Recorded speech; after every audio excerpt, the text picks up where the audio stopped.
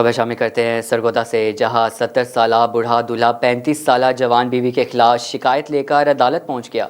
चाकसी जनूबी का Mohammad Ejaz additional session जज की अदालत में पेश होकर मौक़िफ़ इख्तियार किया कि 35 साला बीवी नादिया शादी के अगले रोज़ जेवरात, नकदी और कीमती एशिया लूटकर फरार होगी, जो कि एक शादी फ्रॉड गैंग से ताल्लुक़ रखती है और मुतअद्दिद अफराद को लूट चुकी है। 70 साला दूल्हा अदालत में बात करते हुए रो पड़ा।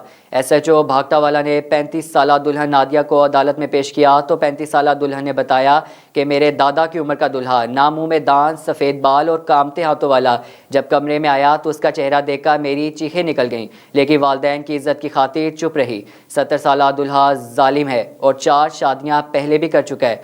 दुल्हन की तरफ से पेश होने वाले वकील के दुल्हा से सवालात पर अदालत में मौजूद अफराद को हंसी जब्त करना मुश्किल होगी। एडिशनल सेशन जज ने दोनों फ़र्कीन को सुनने के बाद 70 साला दूल्हा को फैमिली कोर्ट से रजू करने के अहकाम जारी किए।